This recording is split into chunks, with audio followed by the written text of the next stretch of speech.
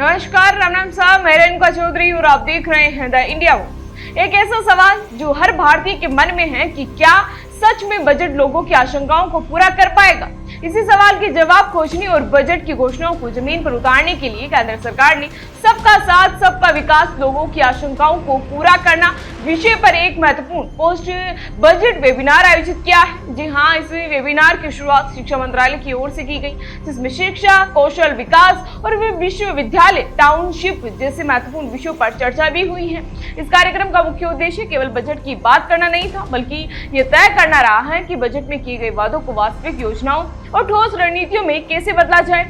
इसमें सरकारी विभागों की प्रतिनिधि, उद्योग जगत के विशेषज्ञ और कई अन्य हितधारक शामिल हुए, ताकि मिलकर ऐसे सुझाव दिए जा सके जो देश के विकास को तेजी से आगे भी बढ़ा सके। वहीं इस वेबिनार में प्रधानमंत्री नरेंद्र मोदी भी वर्चुअल माध्यम से जुड़े और उन्होंने आने वाले समय की कई बड़ी संभावनाओं की ओर ध्यान दे दिया है। उन्होंने कहा कि अगले दशक में देश में वरिष्ठ नागरिकों की संख्या तेजी से बढ़ेगी और दुनिया के कई देशों में केयर गिवर्स की भारी मांग है। सुनिए वीडियो। अवश्य करेंगे, लेकिन एक अहम विषय जिसका मैं जिक्र करना चाहूंगा वो है केयर इकोनॉमी। आने वाले दशक में देश में सीनियर सिटीजन्स की संख्या तेजी से बढ़ेगी। इसके अलावा आज वर्तमान में दुनिया के कई देशों में केयर गिवर्स की भारी मांग है।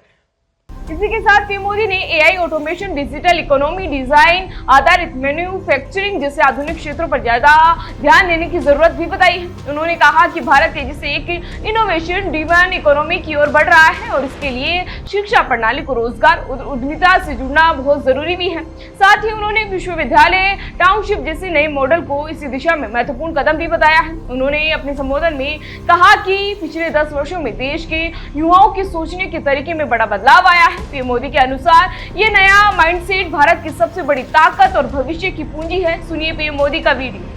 मैं आपसे आग्रह करूंगा कि इस वेबिनार में अपने कैंपस को इंडस्ट्री कोलैबोरेशन और रिसर्च ड्रिवन लर्निंग उसको केंद्र के रूप में विकसित करने की दिशा में जरूर मंथन हो।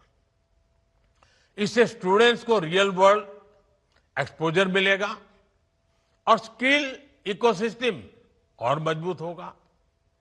इस वेबिनार का आयोजन सूचना और प्रसारण मंत्रालय द्वारा किया गया, जिसमें उच्च शिक्षा विभाग ने भी सहयोग दिया है। कार्यक्रम का मुख्य उद्देश्य शिक्षा, कौशल विकास और क्रिएटिव इंडस्ट्री को मजबूत बनाने के लिए नए विचारों और योजनाओं को सामने लाना था, ताकि भारत के युवाओं को भविष्य के लिए बेहतर अवसर भी मिल सके और देश तेजी से विकास की नई ऊंचाइयों तक भी पहुंच सके। फिलहाल इसी तरह की जानकारी के लिए बने रहिए हमारे साथ और देखते रहिए द इंडिया मूव। नमस्कार।